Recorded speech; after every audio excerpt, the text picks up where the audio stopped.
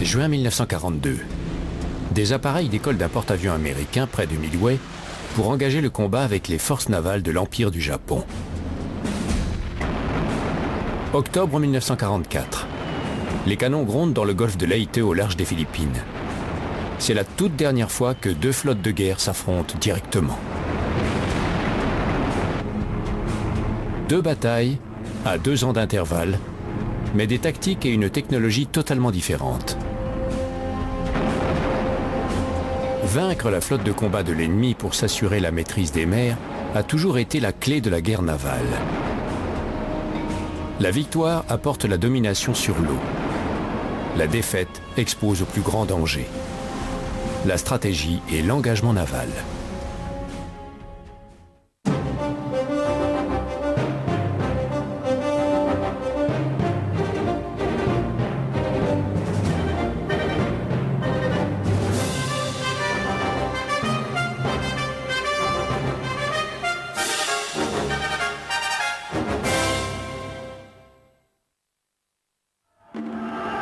« 9 avril 1942.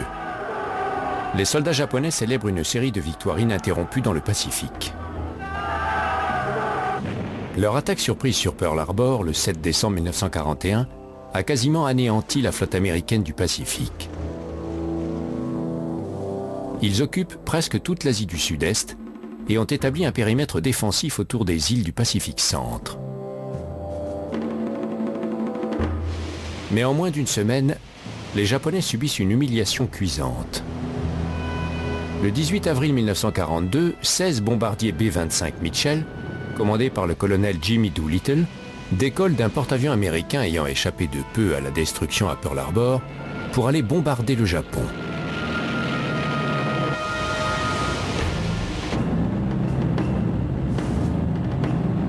L'effet de surprise est total.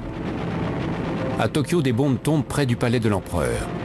Sa vie est en danger. Pour le haut commandement japonais, c'est le comble du déshonneur. L'amiral Hirozoku Yamamoto, commandant de la flotte impériale japonaise, fait route rapidement vers le Pacifique Nord pour aller fermer la brèche par laquelle sont passés les bâtiments américains, et pour les détruire. Comment vont-ils utiliser leur écrasante supériorité navale pour réussir ce plan ambitieux ? 2 ans et demi plus tard, la situation qu'affrontent les successeurs de Yamamoto est très différente. À ce stade de la guerre, la marine américaine surclasse la marine japonaise à tout point de vue. En octobre, les forces américaines débarquent dans l'île de Leyte aux Philippines. Le Japon risque d'être coupé du pétrole et des matières premières d'Asie du Sud-Est, dont dépend sa machine de guerre. L'amiral Takeo Kurita, commandant de ce qui reste de la flotte de surface impériale, reçoit l'ordre de détruire la force de débarquement de Leyte pour stopper l'invasion. Comment peut-il réussir contre la marine la plus puissante du monde ? En 1942 comme en 1944, la stratégie choisie est l'engagement naval. La guerre navale est très différente de la guerre terrestre. Les commandants et les stratèges de la marine suivent d'autres règles. Certains facteurs à prendre en compte lorsqu'ils planifient un engagement naval peuvent sembler similaires, mais il y a en général des différences significatives. Comme toujours, un objectif clair est la première exigence. Une flotte puissante peut vouloir attaquer l'ennemi, alors qu'une flotte plus petite tente d'éviter la bataille. Une flotte de guerre coûte terriblement cher. On ne la met pas en danger sans nécessité. La première tâche d'une flotte de guerre, c'est de s'entretenir, de préserver sa puissance, de s'assurer qu'elle est bien la flotte la plus redoutable des océans. Trouver et fixer.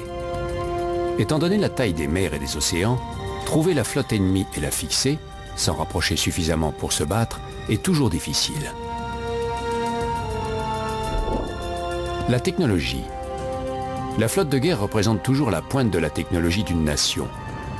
L'évolution des techniques peut entraîner une rapide obsolescence et le désastre si les planificateurs ne s'adaptent pas. Tactique et entraînement. Une technologie sophistiquée est inutile si les commandants l'utilisent à mauvais escient ou si les équipages ne savent pas s'en servir.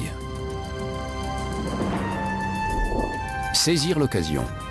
Une flotte de guerre peut chercher son adversaire pendant des semaines. Et puis soudain, l'ennemi est à l'horizon. L'une des qualités qu'un commandant de flotte de guerre doit exiger et transmettre aux hommes sous ses ordres, c'est la capacité à réagir rapidement. Car lorsqu'il se passe quelque chose en mer, ça se passe très vite. Fin de partie. Un commandant doit savoir quand poursuivre son avantage et quand se retirer.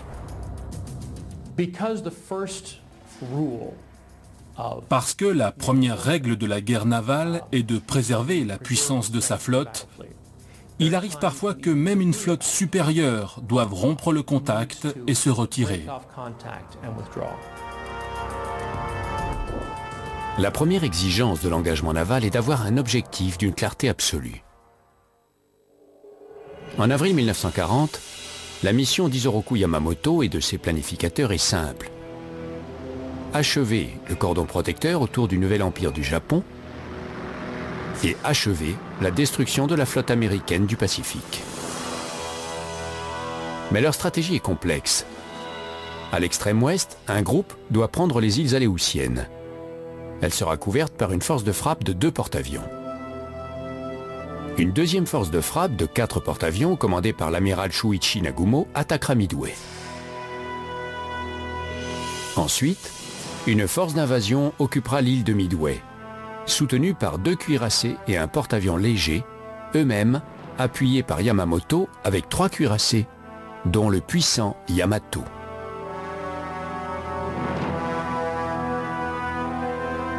Ce monstre de 70 000 tonnes et son frère le Musashi sont les plus grands cuirassés jamais construits. Armés de 9 canons de 45 mm, ils surpassent de loin leurs adversaires américains. Leur blindage massif et leur énorme batterie de DCA devraient les protéger des attaques aériennes. Yamamoto s'attend à ce que son attaque attire les derniers porte-avions américains. Il stationne des sous-marins à l'ouest de Pearl Harbor pour les surveiller. Les 2 porte-avions dont Yamamoto pense qu'ils sont les derniers de la flotte du Pacifique devraient être pulvérisés par ces 8 porte-avions et ces 6 cuirassés. Tout dépend de la manière dont l'adversaire de Yamamoto, l'amiral américain Chester Nimitz, mordra à l'hameçon. Et cela pourrait ne pas arriver car Nimitz a un objectif simple, se tenir loin du danger. Le premier but des Américains à Midway est de survivre.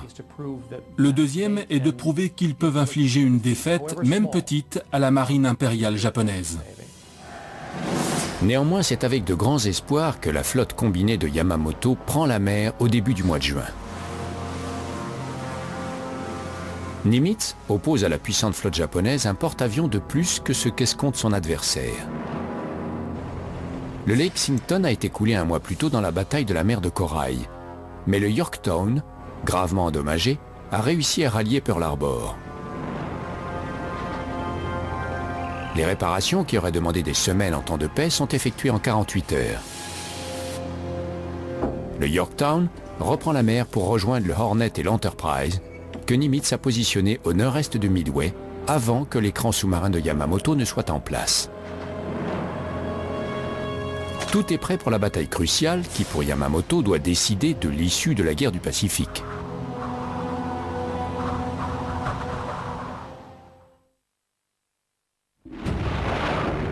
Dans le golfe de Leyte, en octobre 1944, l'objectif de l'amiral Takeo Kurita est clair.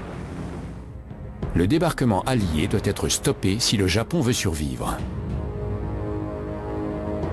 Le plan tracé par Kurita et ses stratèges est tout aussi complexe que celui de Yamamoto à Midway. Sous les ordres de l'amiral Chisaburo Ozawa, un groupe venant du nord-est approchera du golfe de Leyte. Les 4 derniers porte-avions japonais en feront partie. Le rôle d'Ozawa est d'attirer la 3e flotte américaine commandée par l'amiral William Halsey, loin du golfe de Leyte. Ainsi, 2 autres forces japonaises pourront détruire la flotte de débarquement de l'amiral Thomas Kinkaid. Un groupe, commandé par Kurita lui-même, se glissera dans le détroit de San Bernardino pour attaquer par le nord. Comme Yamamoto à Midway, Kurita fait flotter son pavillon sur le super cuirassé Yamato. Le deuxième géant, le Musashi, 3 autres cuirassés et 10 croiseurs lourds constituent le reste du groupe. Simultanément, un groupe comprenant 2 cuirassés et 3 croiseurs lourds fera route par le détroit de Surigao pour attaquer par le sud. À condition qu'Ozawa réussisse à attirer Halsey au loin, les forces combinées de Kurita devraient pouvoir écraser la flotte de débarquement. Mais Kurita joue gros, car la 3e flotte de Halsey est d'une puissance écrasante.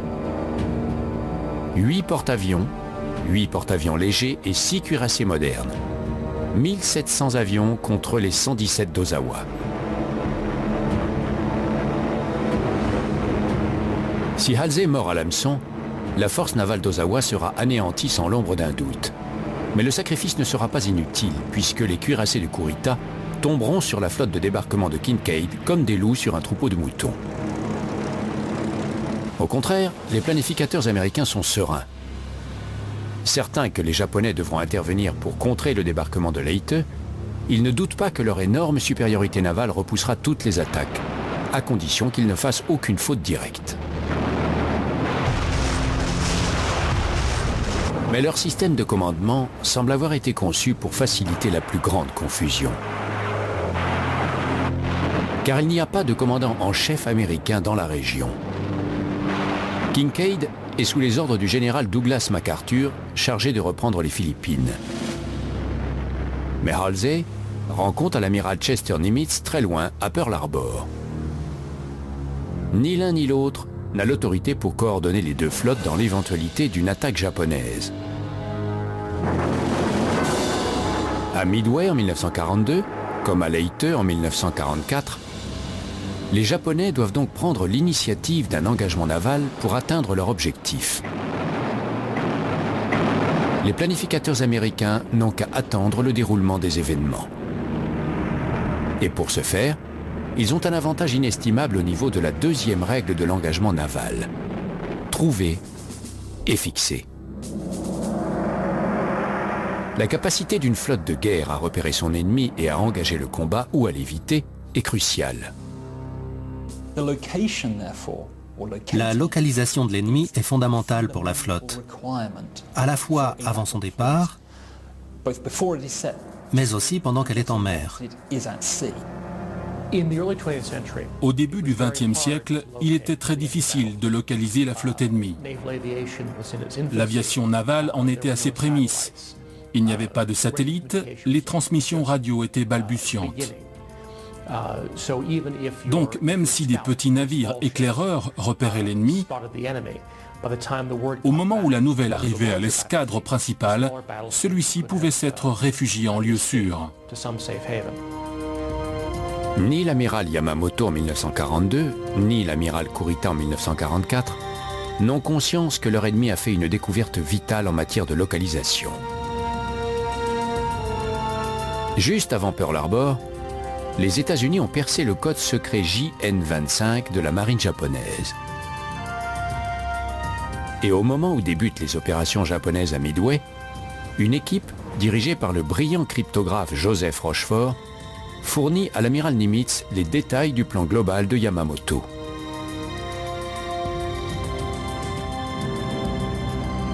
Un instrument que seuls les Américains possèdent va également aider Nimitz. Les avions de reconnaissance à long rayon d'action basés à Midway. Depuis les années 20, les États-Unis ont identifié le Japon comme son adversaire le plus probable dans une guerre future et ont commencé à envisager les implications d'un conflit sur le plus vaste océan du monde. En 1933, la marine américaine énonce ses spécifications pour un hydravion patrouilleur à long rayon d'action. Ce qui donne naissance au Consolidated Catalina, qui vole pour la première fois en 1937 et entre en service en 1938. Avec un rayon de 3600 km, le Catalina peut patrouiller sur plus de 1500 km d'océan. Le 30 mai, d'incessantes patrouilles d'hydravions Catalina balayent une vaste zone à l'ouest de l'île de Midway. Les Japonais n'ont pas de base terrestre assez proche pour utiliser leurs propres avions à long rayon d'action. Ils doivent compter sur les appareils de reconnaissance à court rayon basés sur leurs porte-avions. Par conséquent, Yamamoto n'a qu'une idée très vague de la position des porte-avions américains.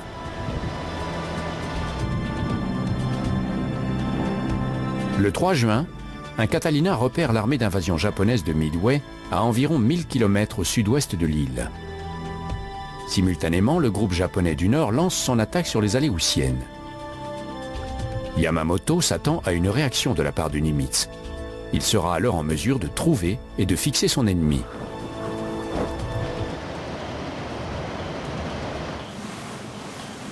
Deux ans et demi plus tard, alors que les derniers bâtiments de leur flotte convergent vers le golfe de Leyte, les planificateurs japonais n'ont toujours pas compris que les Américains ont percé leur code. Mais plus par chance que par jugement, ils n'ont pas transmis leur plan de bataille global. Les forces américaines comptent sur un système d'alerte précoce formé d'avions, de sous-marins et de patrouilles de surface. Tôt le matin du 23 octobre, 2 sous-marins américains repèrent un groupe de nombreux vaisseaux ennemis. C'est la force de frappe de Kurita. Les Américains ont trouvé et fixé la formation la plus puissante de la flotte ennemie. Dans le golfe de Leyte en 1944, comme à Midway en 1942, tout est en place pour 2 des plus grandes batailles navales de l'histoire.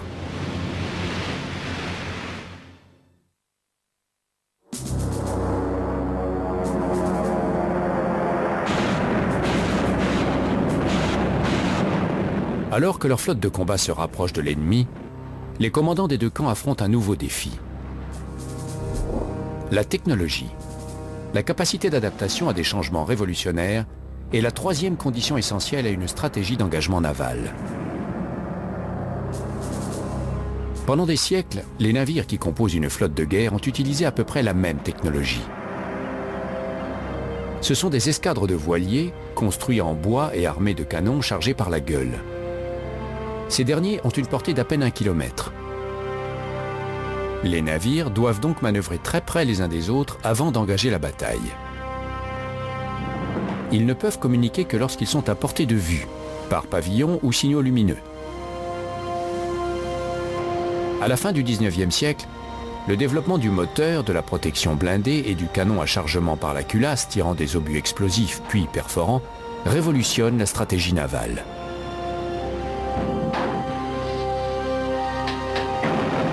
On peut combattre de beaucoup plus loin, d'aussi loin qu'on peut voir l'ennemi. Le repérage et le contrôle de canons tirant à plus de 15 km deviennent vitaux. Au Jutland, la grande bataille navale de la Première Guerre mondiale, les forces anglaises et allemandes engagent le combat à plus de 15 km de distance. La flotte anglaise est plus nombreuse et mieux armée que celle des Allemands, mais la technologie permet à ces derniers de couler davantage de bâtiments anglais. Leurs télémètres sont plus précis, leur blindage plus épais et les magasins à munitions mieux protégés contre les explosions. Mais durant la Première Guerre mondiale, 3 innovations commencent à jouer un rôle important. La radio, qui permet aux flottes de communiquer sur des centaines de kilomètres. Le sous-marin, une petite embarcation capable de couler à la torpille les plus gros cuirassés. Et l'avion. En 1918, la marine anglaise construit le premier véritable porte-avions du monde, le HMS Argus. Dans l'entre-deux-guerres, les 3 plus grandes nations navales du monde, l'Angleterre, le Japon et les États-Unis, construisent des porte-avions et apprennent à s'en servir. En 1939, l'Angleterre en possède 5, les États-Unis 7 et le Japon 10. Mais les stratèges de la marine ne savent toujours pas exactement comment les utiliser.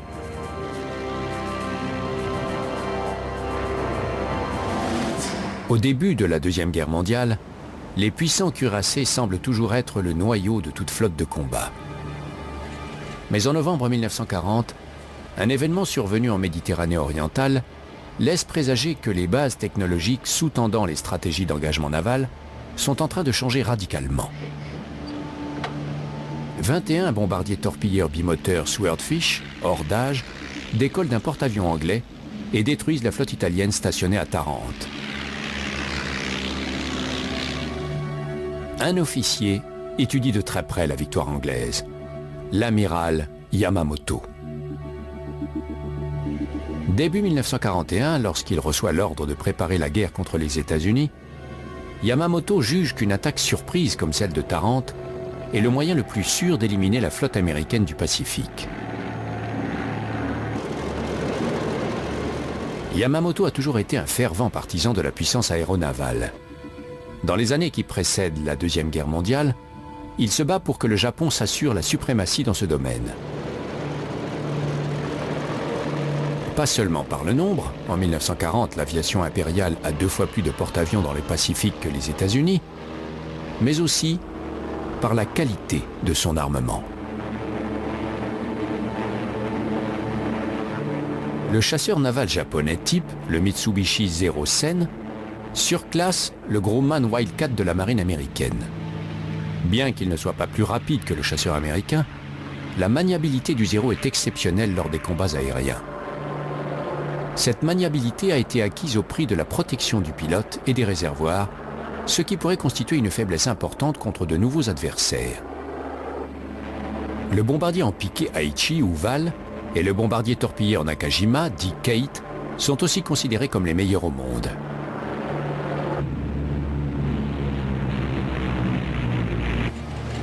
Les Américains eux-mêmes jugent leurs équivalents, le bombardier en piqué Douglas Dauntless et le bombardier torpilleur Devastator, comme dépassés.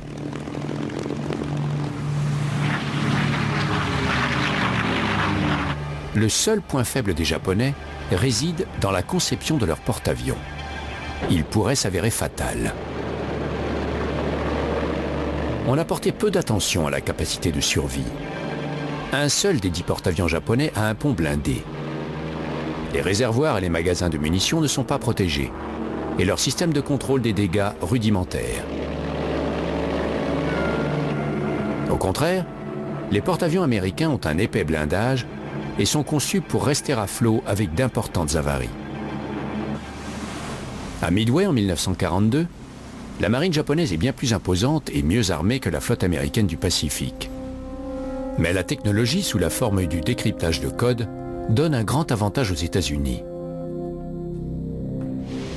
Dans le golfe de Leyte en 1944, la situation est complètement inversée. La marine américaine surpasse largement son adversaire à la fois en quantité et en qualité. Ces nouveaux avions sont imbattables. Le chasseur bombardier Vought Corsair, le chasseur Grumman Hellcat, le bombardier torpilleur Grumman Avenger et le bombardier en piqué Curtiss Helldiver. Tous surclassent de loin les quelques avions japonais restants. La question est de savoir si le commandant le plus faible, l'amiral américain Nimitz à Midway et l'amiral japonais Kurita à Leyte, va utiliser la tactique et l'entraînement, la 4e règle de base de l'engagement naval, pour faire pencher la balance.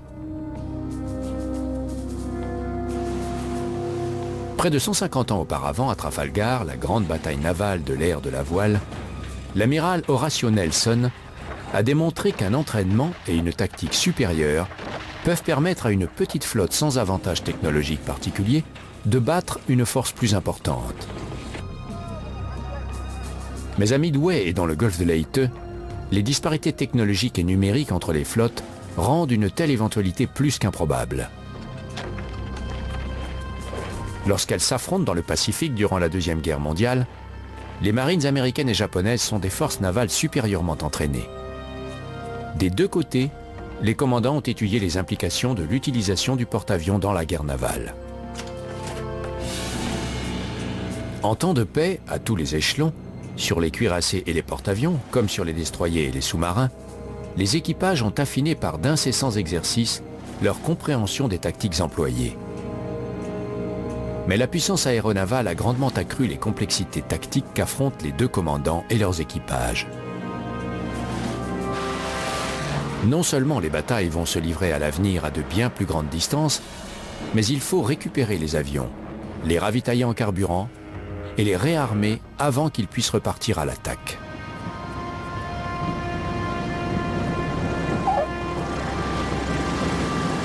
Cela peut prendre plus d'1 heure aux équipages les mieux entraînés. Et pendant ce temps, aucun appareil ne peut atterrir ni décoller du porte-avions. Une question cruciale se pose également. Comment les avions doivent-ils être armés? Les torpilles et les bombes perforantes n'ont pas grande utilité sur des cibles terrestres. À eux seuls, les explosifs causent peu de dégâts aux cuirassés. Le champ des choix tactiques s'est étendu de manière déconcertante. Leur performance à la bataille de la mer de Corail, 1 mois avant le début de l'opération japonaise sur Midway, a démontré que les équipages de porte-avions et les pilotes américains ont un aussi bon moral et sont aussi bien entraînés que leurs adversaires. Ce n'est qu'au niveau numérique et technologique qu'ils sont défavorisés. Mais au cours des 2 ans à venir, la puissance aéronavale japonaise va s'effriter. Le Japon perd la majorité de ses irremplaçables équipages d'expérience, ainsi que des centaines d'avions dans une série de batailles aéronavales. La situation atteint un point si critique que les planificateurs japonais sont prêts à sacrifier leurs derniers porte-avions en les utilisant comme leurres pour permettre à leurs cuirassés d'atteindre la flotte de débarquement américaine. Il s'agit de savoir si la révolution technologique de l'aéronavale peut être battue par les astucieuses tactiques japonaises. Ensuite, le courage et l'entraînement de leurs commandants et de leurs équipages permettront-ils aux grands cuirassés japonais d'accomplir ce qu'on attend d'eux? En juin 1942, comme en octobre 1944, la marine impériale japonaise doit à tout prix gagner le pari sur lequel elle a basé toute sa stratégie.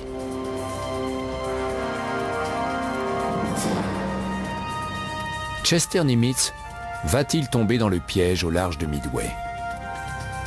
William Halsey fera-t-il honneur à son surnom de taureau? Chargera-t-il les leurs?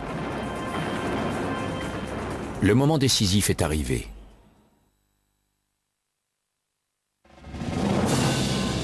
Sud-ouest de l'île de Midway, 3 juin 1942. Les avions de reconnaissance américains confirment que les forces ennemies comprennent au moins un porte-avions. Ouest du golfe de Leyte, 22 octobre 1944. Les sous-marins américains confirment que les forces ennemies qu'ils filent comprennent plusieurs cuirassés. Les amiraux Chester Nimitz à Midway et William Halsey à Leyte abordent l'élément le plus fondamental d'une stratégie d'engagement naval. Saisir l'occasion qui se présente pour frapper un coup décisif. Pour Chester Nimitz, en juin 1942 à Midway, le dilemme est immédiat. Est-ce là le plus gros des forces japonaises ou bien sont-elles encore quelque part au large? Les décrypteurs lui ont assuré que l'assaut principal viendrait de plusieurs porte-avions. Nimitz décide donc d'attendre avant de réagir.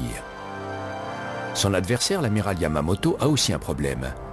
Il sait maintenant qu'une partie de sa flotte a été repérée, mais il n'a toujours pas la moindre idée de la position des porte-avions américains.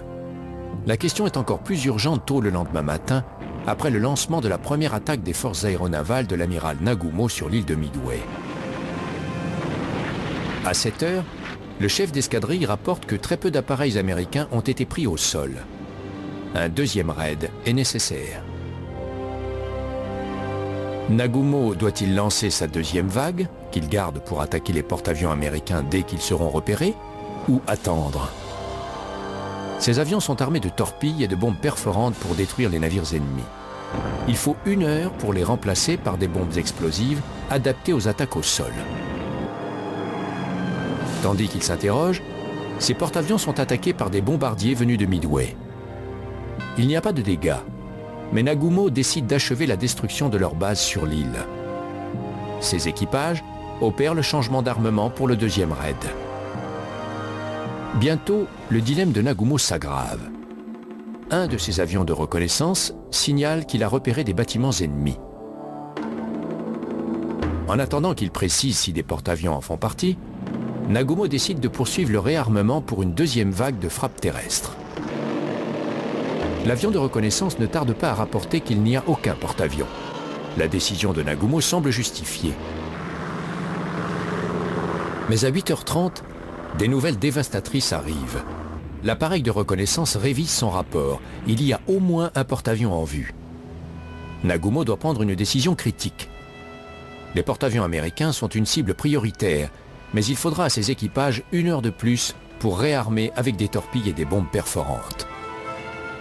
Toutefois, il décide de le faire.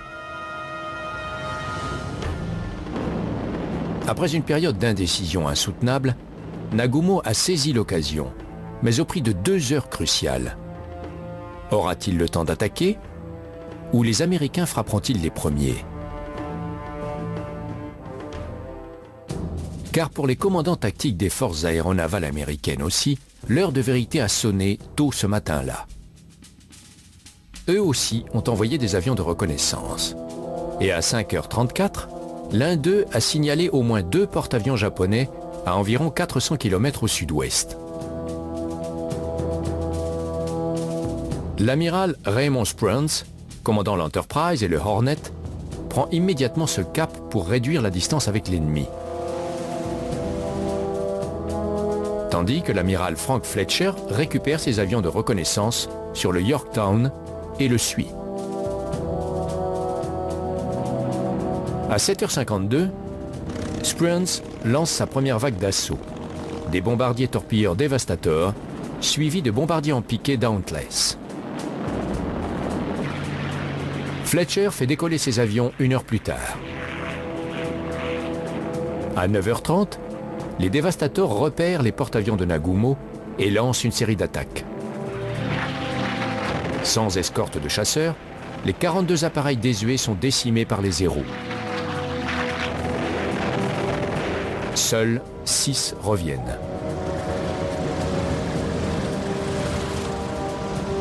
Nagumo ne doute pas d'avoir repoussé l'assaut principal. En moins d'1 heure, le réarmement de ces appareils est terminé.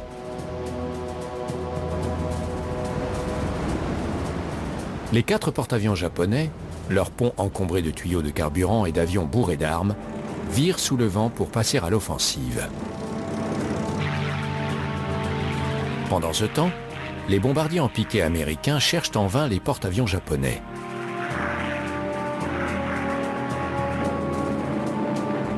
Ils sont presque au bout de leur réserve lorsqu'ils repèrent un destroyer japonais se dirigeant vers le nord-est. Ils suivent ce cap. Et soudain, juste en dessous d'eux, les porte-avions japonais apparemment inconscients du danger.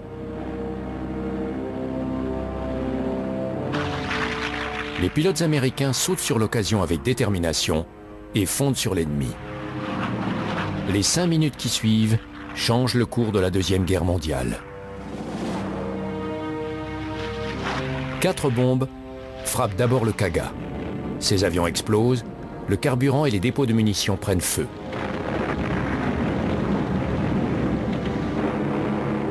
Puis l'Akagi est détruit juste au moment où un premier Zéro s'apprête à décoller. Enfin, le Soryu est réduit à une épave fumante. Les faiblesses inhérentes à la conception des porte-avions japonais s'avèrent fatales. Seul le Hiryu, qui navigue séparément, demeure intact. Les pilotes américains ont saisi l'occasion à la perfection. La bataille de Midway est un cas classique de capacité à exploiter une occasion temporaire.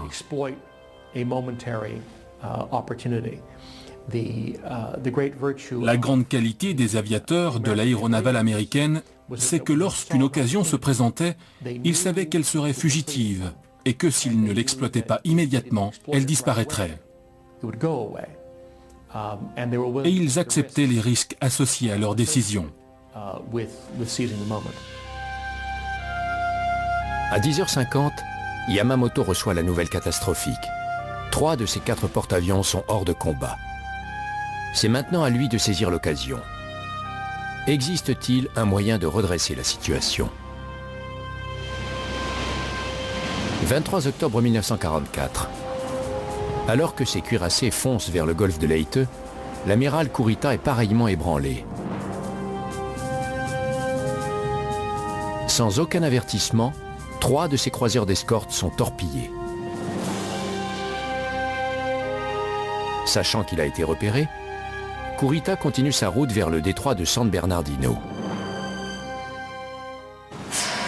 Tôt le lendemain matin, ces bâtiments subissent une féroce attaque aérienne de la 3e flotte de l'amiral Halsey.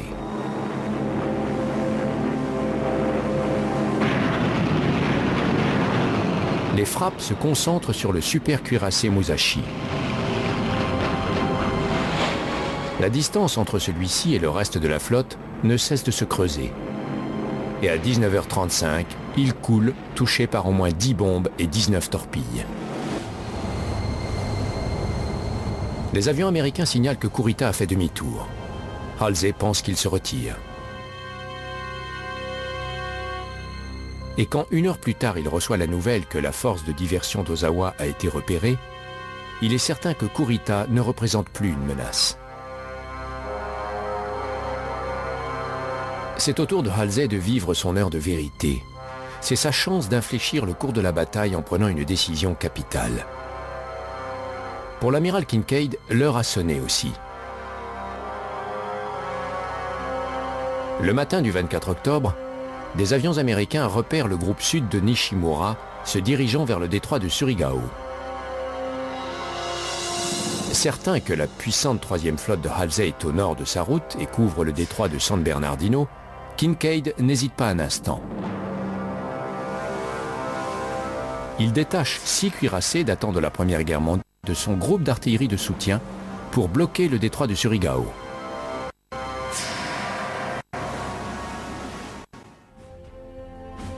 Durant la nuit du 24 octobre, l'amiral Jesse Oldendorf aligne ses cuirassés devant la sortie du détroit. Dans l'obscurité, ses destroyers et ses torpilleurs lancent des attaques contre les bâtiments de Nishimura qui avancent en file. Un cuirassé et 4 destroyers japonais sont coulés. Devant, les restes de la flotte de Nishimura tombent sur Oldendorf. Il réalise le rêve de tous les amiraux au cours des siècles. Il pose la barre sur le T de l'ennemi. Tous ses canons peuvent tirer, alors que la plupart de ceux de l'adversaire sont gênés par les bâtiments qui les précèdent. En 40 minutes, la totalité de la flotte de Nishimura, à l'exception d'un seul destroyer, est anéantie. C'est la dernière fois que les cuirassés se livrent une bataille directe et l'un des engagements navals les plus efficaces de l'histoire.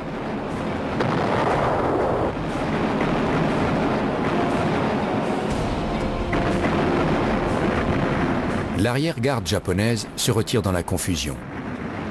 Oldendorf envisage une poursuite, mais sachant qu'il devra peut-être combattre pour protéger le débarquement, il fait demi-tour. Il fait bien, car Halsey a décidé de saisir sa chance et de jouer son va-tout. Durant la soirée du 24 octobre, il rassemble son énorme flotte et la dirige au nord pour affronter la force de diversion d'Ozawa. L'hameçon de Kurita a été avalé avec la ligne et le flotteur. Bizarrement, Halsey le taureau signale qu'il forme également ses 6 cuirassés en un groupe séparé.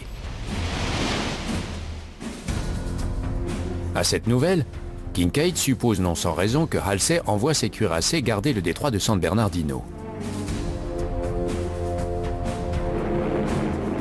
C'est donc un choc terrible à l'aube du 25 octobre, lorsque les hommes de Taffy 3, le plus au nord des 3 groupes de soutien aérien de Kinkaid, voient le puissant Yamato et 3 autres cuirassés japonais venir sur leurs 6 petits porte-avions d'escorte.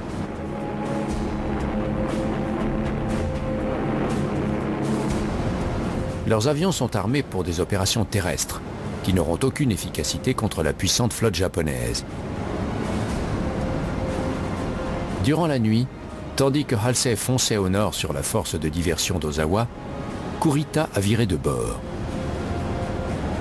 Sa stratégie semble avoir réussi. Kinkaid et sa flotte de débarquement sont à sa merci. Kurita va-t-il saisir l'occasion pour achever sa mission?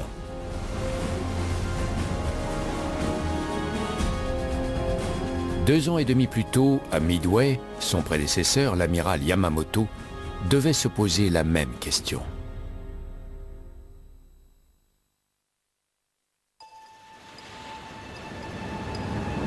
À Midway en 1942, comme dans le golfe de Leyte en 1944, les commandants japonais abordent la phase finale et décisive de l'engagement naval.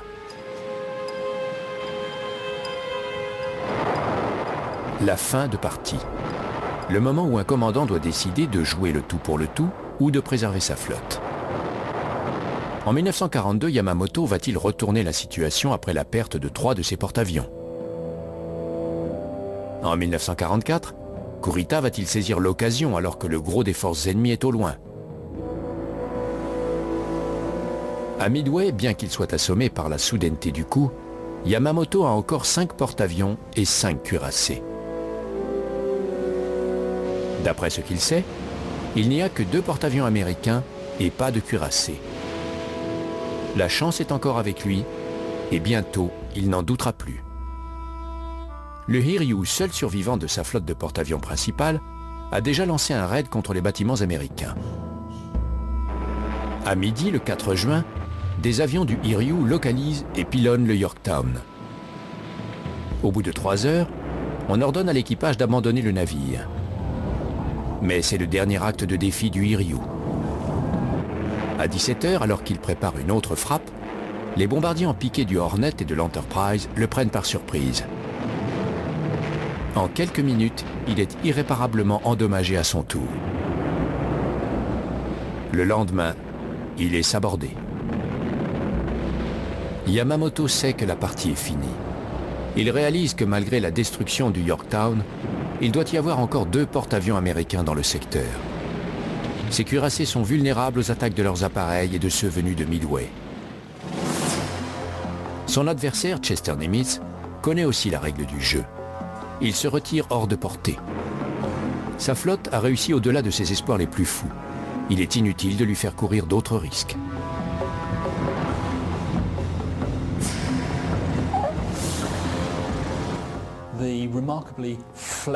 Il fallait avoir vu la remarquable riposte graduée de l'amiral américain Nimitz pour y croire. Très vite, en l'espace de 3 ou 4 minutes, les Japonais sont passés de l'offensive à la défensive. À contre-cœur, Yamamoto ordonne au reste de sa flotte de se retirer. Sa stratégie est en miettes. 5 minutes foudroyantes au large de Midway ont anéanti à jamais la puissance navale japonaise. Dans le golfe de Leyte en 1944, à l'aube du 25 octobre, Kurita s'apprête à donner le coup de grâce. L'amiral William Sprague, commandant de Taffy 3, affronte calmement son heure de vérité. Répond de lui pour masser ses porte-avions aux officiers d'artillerie japonais. Ces destroyers lancent des torpilles pour tenir l'ennemi à distance.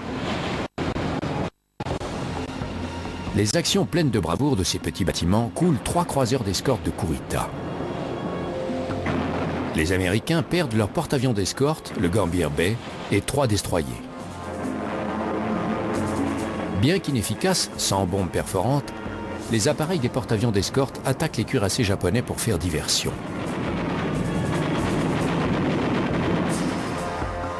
Pendant ce temps, le patron de Sprague, Kincaid, tente désespérément de découvrir où sont passés Halsey et la flotte qui devait couvrir son flanc nord. C'est alors que soudain, à sa stupéfaction, après 2 heures de combat, Kurita fait demi-tour. La férocité des attaques aériennes américaines l'a convaincu que les porte-avions de Halsey sont tout proches. Il décide de se retirer.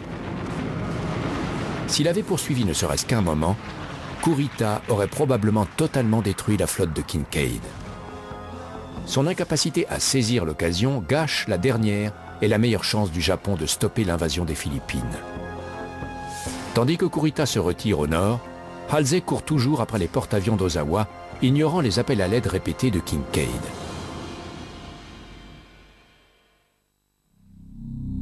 À 10 heures, l'amiral Nimitz reçoit le message suivant. Où est, je répète, où est le groupe de combat 34? Le monde s'interroge. Halsey s'aperçoit alors qu'il a mal interprété la situation et il renvoie ses cuirassés. S'il l'avait fait au premier message de Kinkaid, il aurait pu intercepter la flotte de Kurita. Mais il est trop tard et celui-ci s'échappe.